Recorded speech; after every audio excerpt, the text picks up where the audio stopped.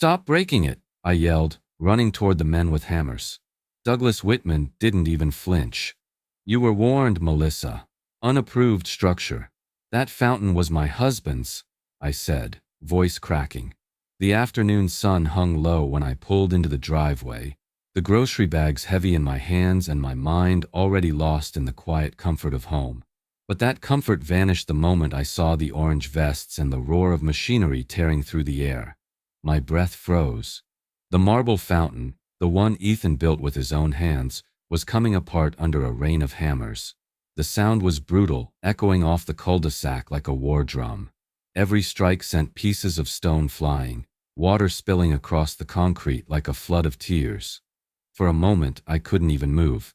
I just stood there, heart pounding, trying to understand why the thing that meant most to me was being destroyed. When I finally dropped the bags, the apples rolled into the street and burst open against the curb. I ran toward the fountain, screaming for them to stop. They didn't even look at me. They just kept swinging, heads down, avoiding my eyes like they'd been ordered not to feel human.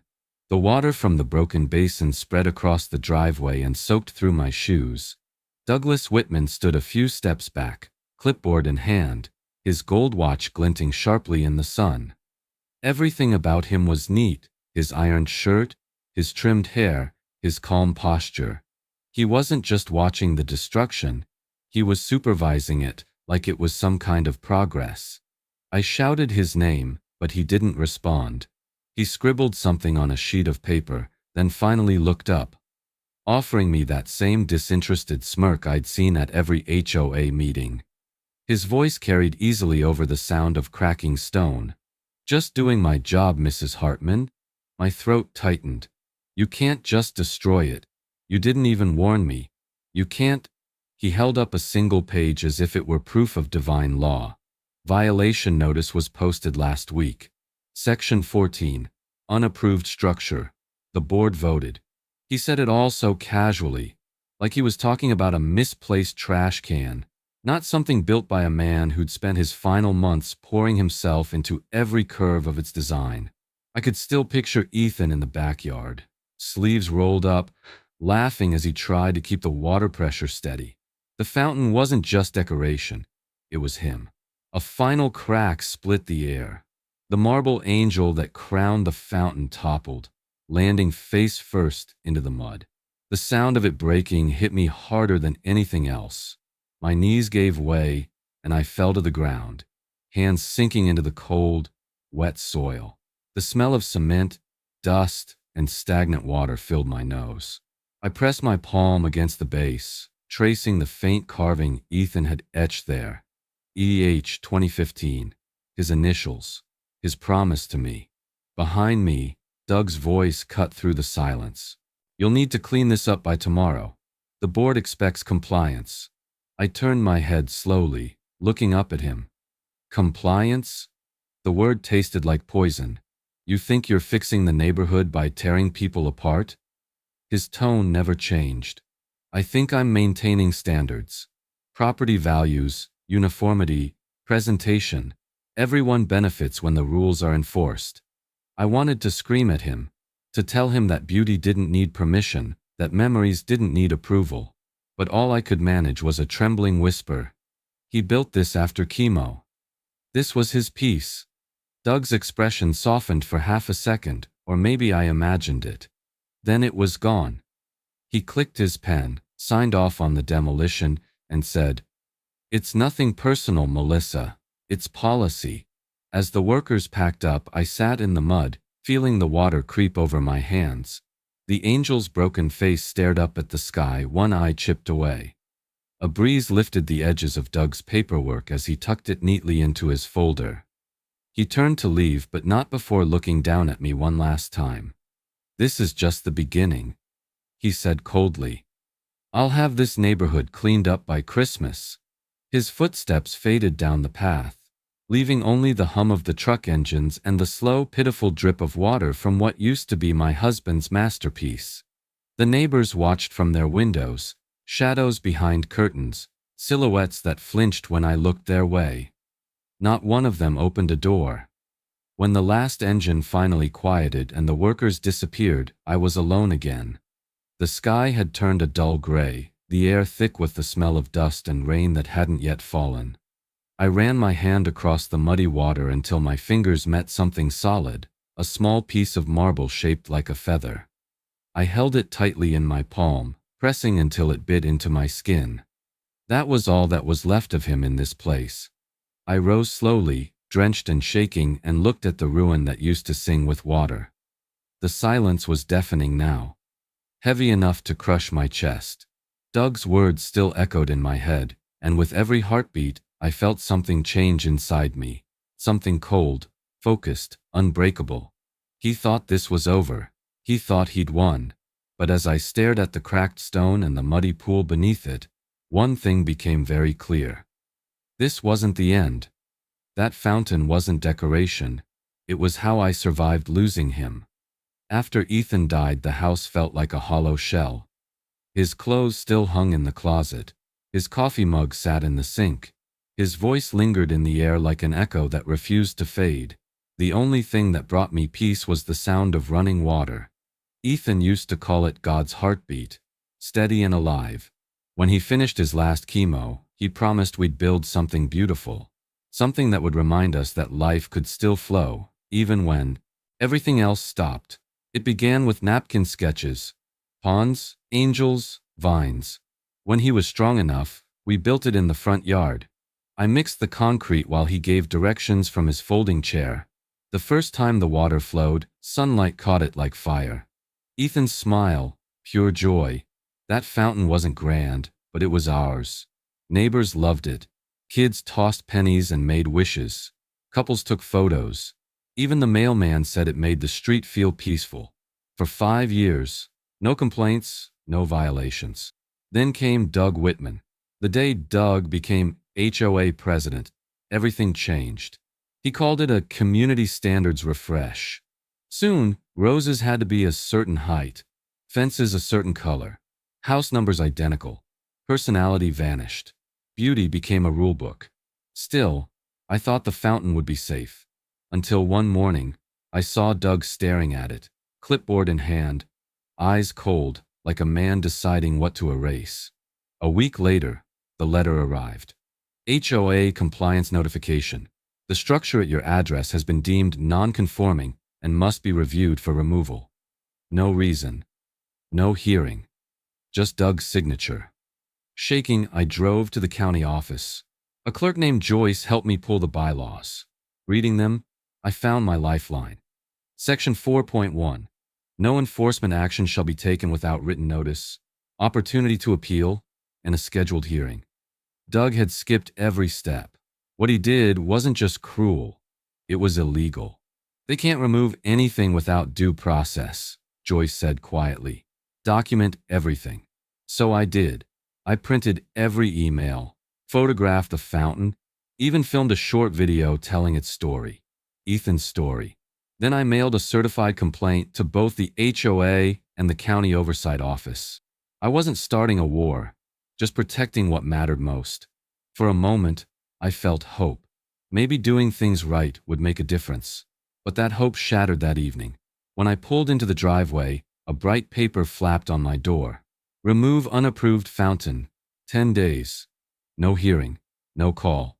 Just an order. I tore it down, my hands trembling. A drop from the fountain splashed across the red ink, smearing it like blood. That sound, once peaceful, now roared in my ears. Angry. Alive. I looked around the dark, silent street. Closed blinds. Empty sidewalks. And in that quiet, I understood. Doug wasn't enforcing rules. He was coming for me. Doug didn't run an HOA. He ran a kingdom.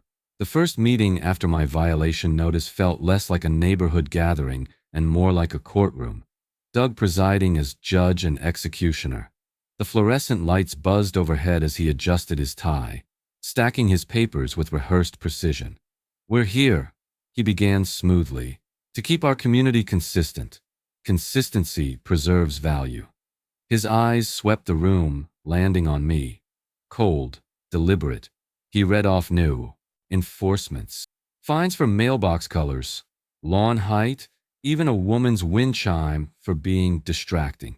Every objection met the same response. It's in the bylaws. When my turn came, I stood, clutching the orange notice. You issued this without a vote or hearing, I said. Section 4.1 requires due process. Doug leaned back, smirking. The board acted within its discretion. There was no board meeting, I shot back. You can't destroy someone's property because you don't like it. Safety grounds, he interrupted coolly. Safety? That fountain's been there for years. My husband built it. He raised a hand, patronizing. Please, Mrs. Hartman. Rules don't change because someone's sentimental. A murmur rippled through the crowd. My throat burned, but I stood firm. This isn't sentiment. It's harassment. You're rewriting the rules when it suits you. His smirk hardened. Then move, Mrs. Hartman, if you don't like how we do things here. The silence that followed was heavier than his words. No one spoke. No one looked at me. Doug carried on, approving contracts, patting allies on the back, like nothing happened. That's when I noticed the slideshow behind him. Photos of approved homes. One belonged to his friend. A 3-tier fountain nearly identical to mine. Another was Doug's own patio, lined with statues and lights, all violating the same code he used to target me. That's when it clicked. Doug wasn't enforcing rules. He was enforcing control. That night, I dug through the Fair Housing Act. Selective enforcement, punishing one homeowner while excusing another, is a federal violation.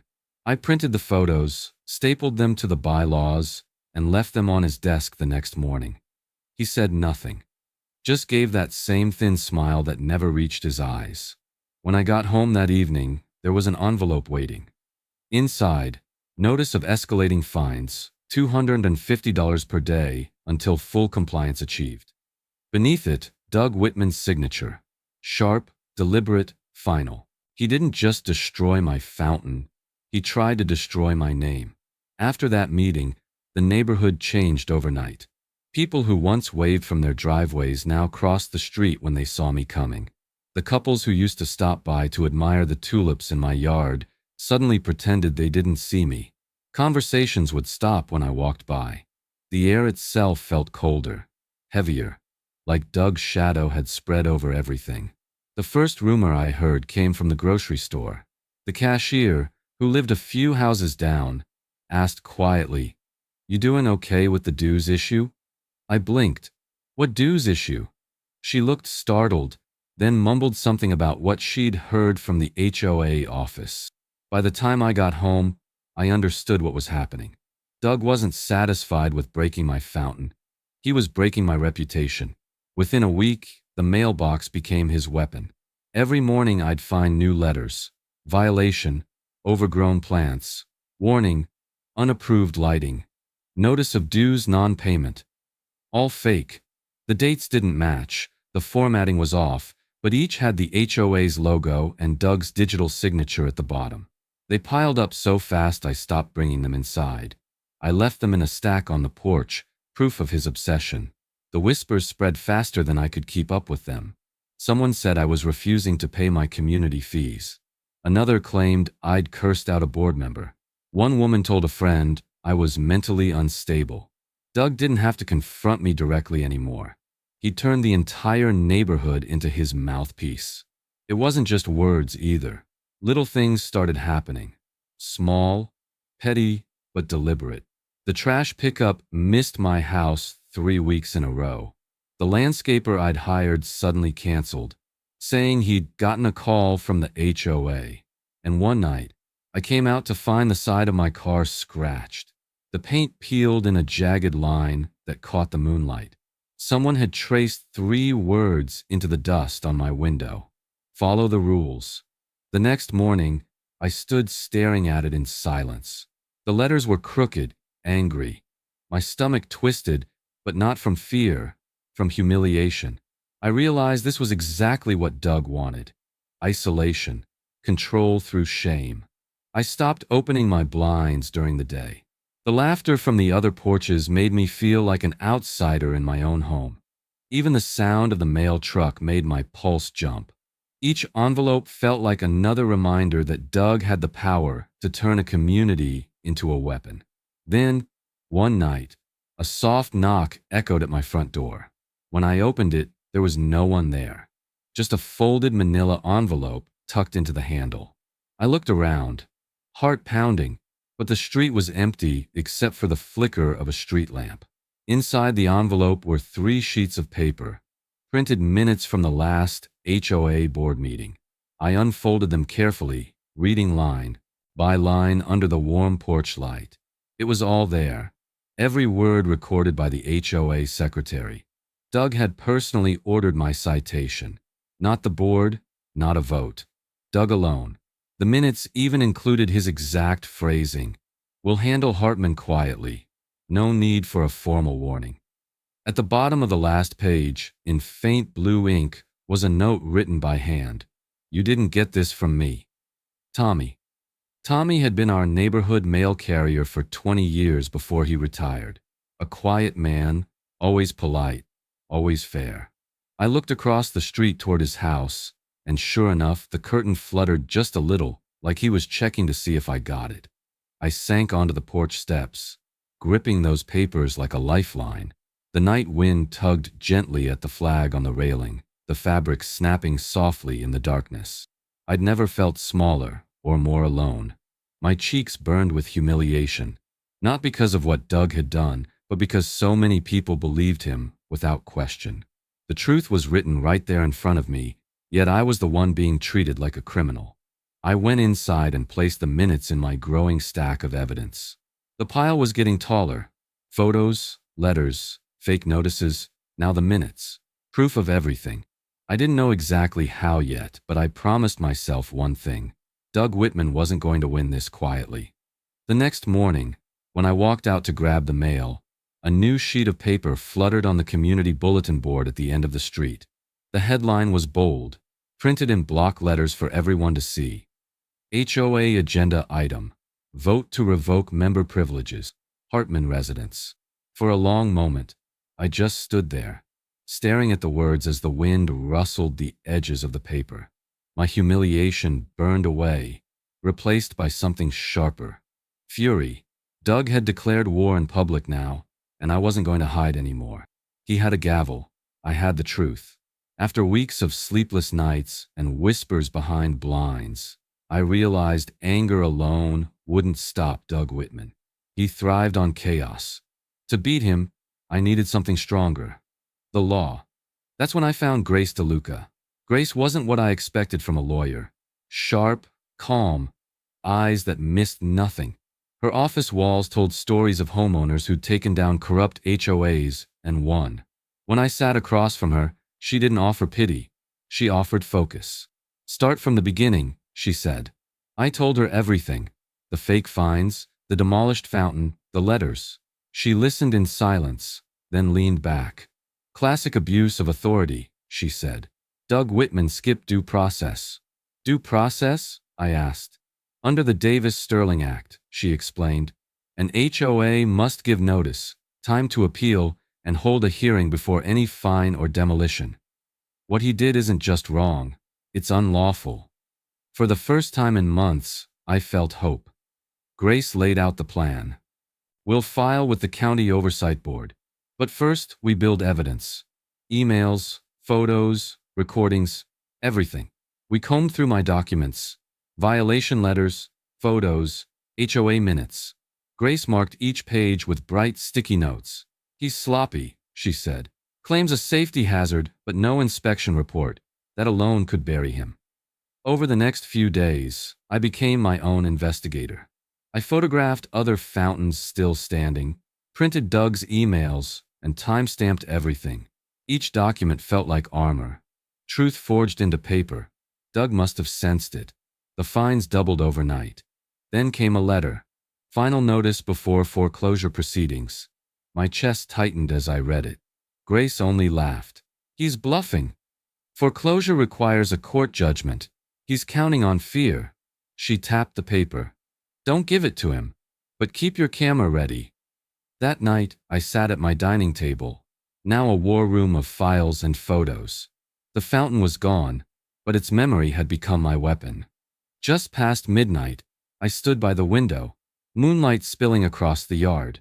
For a moment, it was quiet. Then, a flicker of light near the hedges. A man crouched low, sweeping a flashlight along my property line. Gold watch glinting. Doug Whitman. I froze, lifted my phone, and hit record. Grace's voice echoed in my head. Keep your camera ready. Whatever game he was playing, Doug had just made his biggest mistake. He'd stepped onto my property. And this time, I had proof. The camera caught him red-handed. It was 3:07 a.m. when my phone buzzed. At first, I thought it was another HOA fine. Then I saw the alert. Motion detected. Front yard camera. The feed opened to a grainy black and white image. Doug Whitman, dressed in dark clothes, flashlight in hand, clipboard under his arm. Another man, one of the HOA maintenance workers, stood beside him, holding a small saw. I heard the hiss of cutting plastic. My sprinkler line. They were slicing it open. I sat frozen, watching Doug crouch beside the patch of dirt where my fountain had once stood. He examined it like it was his personal project, calm and smug, while the worker looked terrified. When they finished, they packed up and disappeared into the dark. By sunrise, shock had hardened into purpose. I printed the screenshots, Doug's face lit by that flashlight, and marched into the HOA office. He was there, waiting, smug as ever. I dropped the photos on his desk. Explain this. He glanced once and said smoothly, routine inspection, checking for leaks.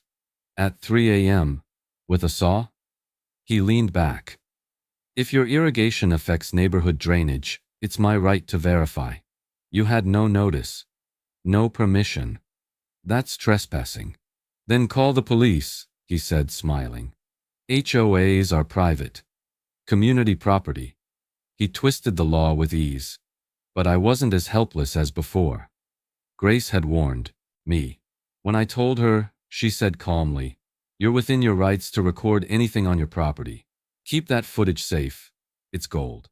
That night, I posted a blurred, still frame to the neighborhood forum. Caption, anyone else have board members inspecting yards at 3 a.m.? The post blew up. Comments poured in. Some stunned, some afraid. That's Doug's truck. What's he doing out there? By morning, whispers filled the street. The silence Doug ruled with had cracked. He retaliated fast. An HOA-wide email hit inboxes. Emergency board meeting tonight. At the meeting, Doug stood in front of everyone, smile tight, voice venomous. A resident has been spreading false, defamatory rumors, destabilizing our community. He didn't say my name. He didn't have to. Every eye turned toward me. She's been non-compliant, unstable, he said. This behavior endangers our association. I sat there, silent, every heartbeat loud in my ears. Truth wasn't enough, not yet. The next morning, a new notice hung on my porch rail. Final action, fountain removal scheduled. The fountain was already gone. What else could they take? But I knew the answer. Doug didn't want compliance. He wanted surrender, and he wasn't getting it. I woke to the sound of my past being crushed. At first it was just a low rumble, like thunder rolling through the ground. Then came the metallic screech of machinery, the thud of something heavy slamming into earth. I bolted upright, heart pounding. When the next crash shook the window, I knew. I ran outside barefoot, the cold tile biting at my feet. The air reeked of diesel. A yellow excavator sat in my driveway, its engine growling. The bucket lifted, swung, and slammed into the center of my fountain. Marble shards exploded through the air. Water burst across the lawn, soaking the workers' boots. Stop, I screamed. You can't do this. No one moved. The operator kept going, eyes fixed straight ahead. A man in a hard hat stepped in front of me. Ma'am, please stand back. Safety protocol. Safety? I shouted. You're destroying private property. Behind him, Doug Whitman stood on the sidewalk, calm, arms crossed, sunglasses glinting. Mr. Whitman, I yelled. You don't have permission to be here. He pulled a folded paper from his pocket. The HOA board authorized removal, he said smoothly. Non-compliant. Unsafe. That's a lie. There was no hearing. He cut me off. Step back, before I call the police for interference. I laughed bitterly. Do it. Let's see how they feel about you trespassing on private land. 10 minutes later, the police came. Not for him, but to keep the peace. One officer, voice tired, said softly, "Ma'am, this is a civil matter." Civil? I choked. My husband's ashes are buried there. His expression flickered, then hardened. You'll need to take it to court. Doug smiled behind his sunglasses. You heard the officer. The excavator roared again. The marble shattered like bone. The air filled with dust and diesel, the taste of metal thick on my tongue. When it finally stopped, nothing remained. Just a pit of mud and broken stone. The angel that once crowned the fountain was gone. I sank to my knees, hands pressed into the earth where Ethan's initials had been carved. The ground still trembled beneath me, like his heartbeat fading into silence. Doug stepped closer, polished shoes just shy of the mud. You should have complied, Melissa. It didn't have to be this way. I looked up through tears. You think this makes you powerful? You've proved one thing. You don't know what it means to build anything that matters. He turned and walked away, leaving muddy prints in his wake. When the last truck pulled off and the engines died, the street went silent. I was still kneeling there, surrounded by ghosts. From her porch, my neighbor Carol watched quietly, coffee in hand. If I were you, she said softly, I'd make him regret it. I wiped the mud from my hands, staring at Doug's retreating figure. Her words sank deep, between grief and rage. He thought he'd ended this story, but he'd only written the beginning of mine. Revenge wasn't my goal. It was balance. For days after the demolition, I couldn't sleep. Every time I closed my eyes, I saw the excavator tearing through the fountain, heard the marble cracking like bone. The grief had burned itself into something colder, sharper, a kind of still fury that didn't scream, it planned. Doug Whitman thought he'd broken me, but all he'd really done was teach me exactly how far he was willing to go. And now it was my turn to learn how far I could. I started small, with research. Every night after work, I sat at my dining table surrounded by blueprints, old HOA landscaping diagrams, and satellite photos of the neighborhood. I wasn't looking for revenge. I was looking for weakness. Doug's house, perched 3 lots downhill from mine, was perfect symmetry for what he'd done. The irony almost made me laugh. Every drop of water that ran from my yard naturally drained straight into his property line. That realization was the first time in months that I actually smiled. I called my old friend Ben Turner, a landscaper who'd done work in the area for years. Ben was one of those steady, no-nonsense types. Ex-Marine, quiet, good heart, always the kind of man who spoke in solutions. When he saw the ruins of my fountain, he just stood there for a long moment, shaking his head. He really did this? He said finally. Without warning, I replied, and the police called it a civil matter. He crouched down, running his fingers through the dirt. Civil matter or not, this soil drains straight downhill. You could overwater this yard for an hour, and Whitman's would be swimming. I glanced at him, half smiling. Hypothetically speaking. He grinned. Hypothetically. Over the next few evenings, Ben helped me go through the sprinkler system, line by line. We adjusted the nozzles, recalibrated the pressure, and rerouted the flow. Nothing illegal, nothing destructive. Just a clever redirection of what nature already intended. As long as we didn't tamper with shared pipes, everything was within the law. Environmental nugget. It's completely legal to modify or reroute water flow within your property as long as it doesn't alter shared or public lines.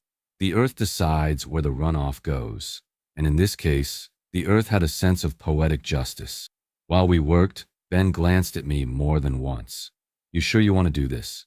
He asked quietly. I don't want to hurt him, I said, tightening a valve. I just want him to feel what it's like to lose control for once. That weekend, An HOA email landed in everyone's inbox. Doug was hosting a garden showcase at his home the following Saturday.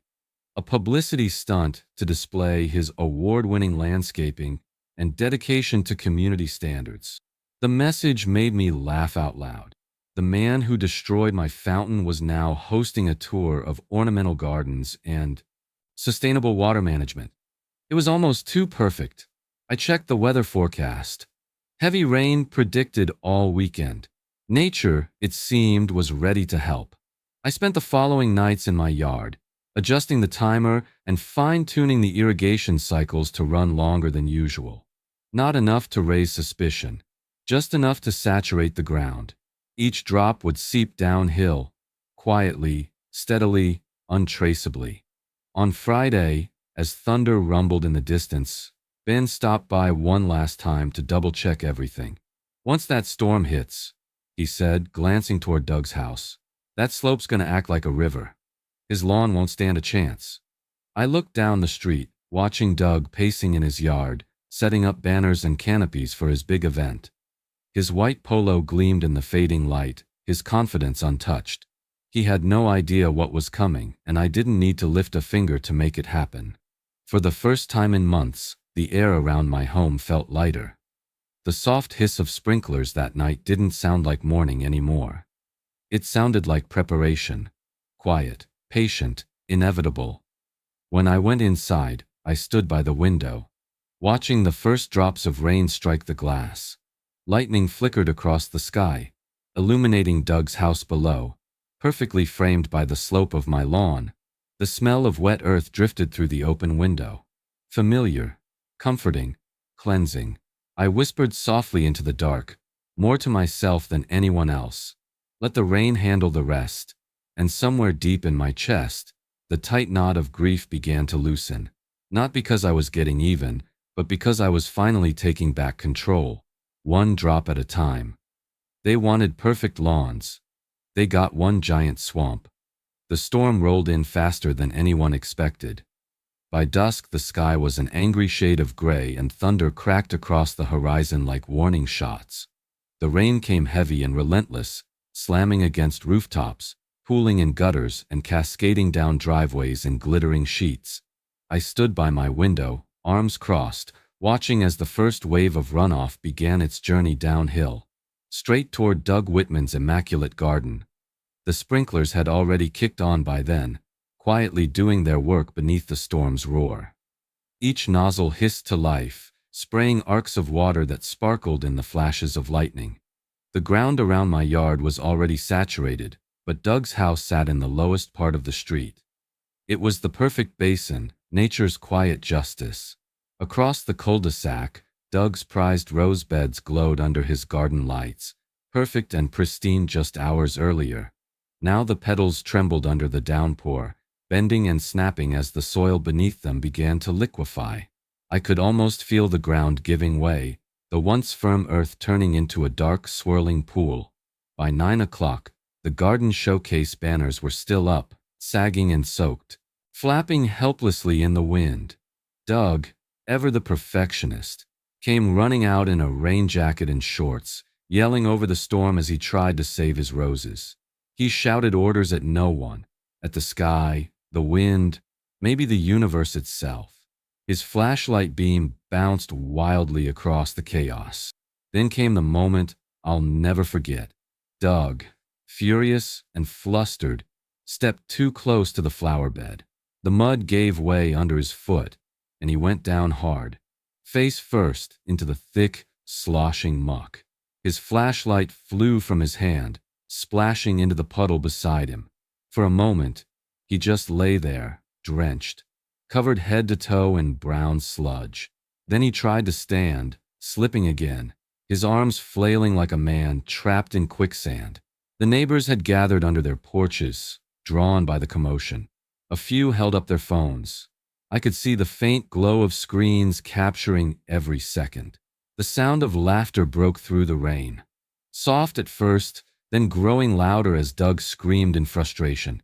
"Stop filming! Turn those off!" he shouted, but the storm swallowed his voice. From my window, I said nothing. I didn't cheer, didn't gloat. I just watched in silence as the man who destroyed everything I loved struggled to keep his footing in the swamp he'd helped create. My sprinklers clicked off automatically, their job done. The rest was up to the rain. By midnight, the street looked like a small river. Water gushed down the curbs, dragging bits of mulch and broken rose stems with it. Doug's front yard, once his pride and joy, had turned into a muddy pit. His Garden of the Year sign floated sideways in a puddle, half buried in sludge. The laughter faded as the storm began to die down, replaced by the quiet hiss of rain tapering off. I turned away from the window, heart pounding, not from guilt but from the strange, cleansing satisfaction that washed over me. I hadn't touched his garden. I hadn't broken a single law. Nature had simply balanced the scales. The next morning my phone buzzed before sunrise. Someone had posted a video to the neighborhood forum. The title read, "HOA President Meets His Match." The thumbnail showed Doug slipping in the mud, arms flailing, mouth wide open mid-yell. The post had already been shared dozens of times. By breakfast, it was spreading beyond the neighborhood. Local groups, then social media. The king of control had become a meme. I stood on my porch, coffee in hand, the air smelling of wet soil and rain. Down the street, Doug's yard still looked like a swamp. His perfect roses were buried beneath inches of brown water. And as I took a slow sip, the distant sound of tires crunching over gravel made me glance up. A white SUV with County Property Inspection Division printed on the side turned the corner and rolled to a stop right in front of Doug's house. I smiled faintly, the steam from my coffee curling into the cool morning air. The storm might have passed, but the reckoning had just begun. Doug's kingdom crumbled overnight. The morning after the storm, the entire neighborhood buzzed with quiet disbelief. The once pristine lawns now looked like battlefields, and Doug's house, the one he'd paraded as a model of order, was the worst of them all. His award-winning roses were gone. His white fence sagged under the weight of dried mud, and his front yard smelled like rot. But the real storm wasn't in the soil. It was in the paperwork. When the white county inspector's SUV pulled up, people peeked through curtains, pretending not to stare. The inspector, a tall woman with a clipboard and rain boots, spent hours walking Doug's property, taking photos, writing notes, and shaking her head. By noon, another official arrived. This one carrying a folder stamped Financial Oversight Division. Word spread quickly. The county had received multiple complaints about HOA fund mismanagement and unapproved construction projects. Grace, my attorney, had made sure the right people saw everything we'd collected. The false fines, the doctored letters, the photos of Doug's trespass. And now, the dominoes were starting to fall. That evening, an emergency HOA meeting was called at the community center. For the first time, the room was packed. The same neighbors who'd once looked through me now avoided Doug's eyes. I walked in quietly, a folder tucked under my arm. Grace had told me, "Don't argue, just show the facts. Let the truth speak louder than your anger." Doug stood at the front of the room, his usual confidence faltering. His voice cracked as he tried to regain control. "These accusations are false," he said. "This is the work of a disgruntled homeowner who's been defying our rules from the start." He didn't say my name, but everyone knew who he meant. I waited until he finished his rant, then rose slowly from my chair. "If I may," I said. My voice was calm, steady, so unlike the shaking fury I'd once carried. The room turned silent. I walked to the front and handed my folder to the inspector who'd joined the meeting. Inside was everything: the security footage, the illegal notices, the minutes Tommy had given me, and photos of other board members' violations Doug had ignored. The inspector flipped through the documents, nodding as she read. Doug's face reddened. "This is out of context," he stammered. "She's misrepresenting." "Mr. Whitman," the inspector interrupted firmly, "our audit already shows discrepancies in HOA expenditures, payments made to contractors without board approval, and several unauthorized landscaping projects billed to community funds." Murmurs filled the room. Doug's eyes darted around, looking for allies, but most of them were staring at the floor. Even his closest supporters looked uneasy. According to Legal Nugget, an HOA president can be removed for misuse of funds or abuse of authority. Grace had quoted that line to me days ago, and now I was watching it unfold in real time. The inspector turned to the board. Per statute and your own bylaws, you may motion for immediate removal of the president pending investigation. It was the HOA treasurer, an older woman named Carol, who finally spoke. I motion to remove Douglas Whitman as president effective immediately. A shaky hand raised in agreement. Then another. Then nearly every hand in the room. Doug's jaw clenched. You're making a mistake, he snapped, slamming his papers shut. I built this community. I met his glare evenly. No, I said softly. You tried to own it. He grabbed his briefcase and stormed toward the door. No one followed him. As the door slammed behind him, a low, cautious round of applause filled the room, not loud, but genuine. It was the sound of relief. For the first time in a long time, I felt the air in that room shift. Lighter, freer, alive. People nodded at me as they left, some with small smiles, others with quiet apologies in their eyes. I didn't need their words. Their change in silence was enough. When I got home, the phone was ringing. Grace's voice came through the line, calm but edged with triumph. You did it, Melissa, she said. The county forwarded everything to the state HOA board. They've just opened a formal investigation. I looked out at the yard, where the new grass was already sprouting where the fountain once stood. Good, I said quietly. It's time they finally saw who Doug Whitman really is. For once, Doug had to follow the rules. The state HOA oversight hearing was held in a tall, glass-walled building downtown, the kind of place where truth echoed whether you wanted it to or not. I arrived early with Grace, my attorney, the folder of evidence clutched so tightly in my hands that my knuckles ached. She gave me a small, reassuring smile as we walked through the double doors. This is it, she said. Let the facts speak for you. Inside, the room was quiet, almost too formal. The board members sat at a long table under the state seal, their expressions unreadable. Doug was already there, sitting across from us, his usual confidence replaced with a nervous kind of defiance. His expensive suit couldn't hide the tension in his shoulders. The chairwoman of the board, a woman with sharp eyes and an even sharper tone, called the session to order. We're here to review allegations of misconduct, selective enforcement, and misuse of authority by HOA President Douglas Whitman of the Fairview Estates community. Doug rose immediately, already in defense mode. With all due respect, this is a gross exaggeration. My actions were taken in the best interest of the community. Mrs. Hartman has been a known troublemaker. Grace cut him off smoothly. If you'll allow, Madam Chair, I'd like to submit evidence. And with that, the tide turned. Grace laid out everything in perfect sequence. The fake fines, the trespass video, the forged notices, the missing meeting minutes, even the recordings of Doug's late-night inspections. She presented timestamps, witness statements, and county findings of misused HOA funds. Each document hit the table like a hammer blow. Doug's smug expression flickered, then cracked completely when the chairwoman pressed play on the 3 a.m. footage. There he was, caught by my security camera, flashlight in hand, cutting into my sprinkler line. The grainy black and white image filled the monitor at the front of the room. Gasps rippled through the board. Doug shifted uncomfortably, tugging at his tie, his voice trembling when he finally spoke. That's taken out of context. I was verifying a property concern. The chairwoman's voice cut like glass. At 3 o'clock in the morning, without notice or authorization? Doug fell silent. For the first time since I'd met him, he had no rules to hide behind, no bylaws to twist in his favor.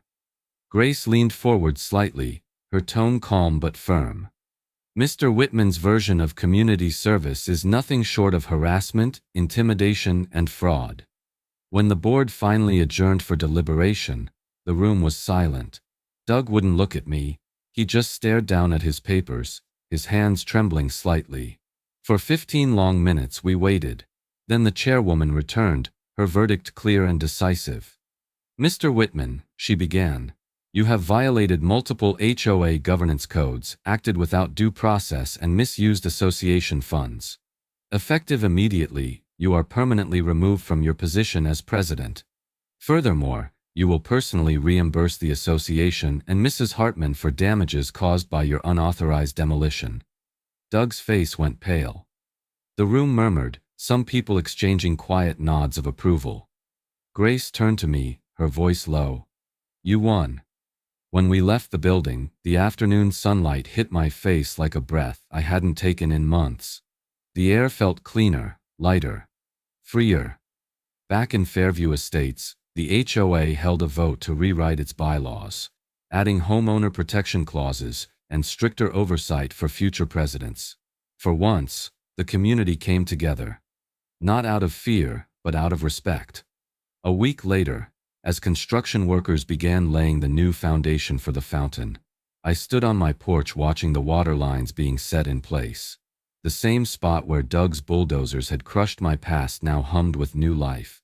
The sound of drills, hammers, and rushing water didn't hurt this time. It healed. I closed my eyes and whispered softly, "For you, Ethan." Justice had finally flowed back home. When the first stream of water rose, it was like he was home again. The fountain stood taller this time, stronger, brighter, unbreakable. The new marble gleamed under the morning sun, carved with the same initials Ethan had etched years ago. EH 2015. I had them recut by hand, just as he'd done. The sound of the water flowing wasn't just soothing, it was alive, like the heartbeat of the house returning after a long silence. Neighbors gathered as the final piece was set into place. Kids pressed coins into their palms, eager to toss them into the basin. "Make a wish," I said softly, watching the first penny sink beneath the ripples. For the first time in a long while, the laughter in this neighborhood wasn't nervous or forced. It was real. Even the people who once avoided me now stopped to admire the fountain. One woman whispered, "It's beautiful, Melissa. I'm glad it's back." I smiled and told her, "So am I." This time the fountain wasn't just mine. It belonged to everyone who'd ever felt silenced, every neighbor who'd been afraid to speak up, every homeowner who'd been bullied into compliance. The HOA board was different now, transparent, fair, and cautious. They'd learned that authority only works when it's rooted in integrity, and the same community that once hid behind closed curtains now stood beside me, helping rebuild what Doug had tried so hard to destroy. Down the street, Doug's old house sat dark and empty. The windows were covered in dust and weeds crawled over the once perfect lawn. The man who demanded perfection had been replaced by the silence of his own neglect. Nature had reclaimed what power had abandoned. As the fountain's water shimmered in the sunlight, I realized it wasn't just a symbol of memory. It was proof that peace can be rebuilt, even after everything's been torn apart. I could almost hear Ethan's voice again, gentle and proud. "Told you it would outlive us." I turned toward the camera set up for my story and said, "Bullies hide behind bylaws until you make the law stand behind you." Then I looked back at the fountain, its reflection dancing across the rippling water. "Ever faced an HOA tyrant?" I asked. "Tell me below, your story deserves to be told." And as the screen began to fade, I added with a small knowing smile, "Because next time, they don't just take my fountain, they take my fence."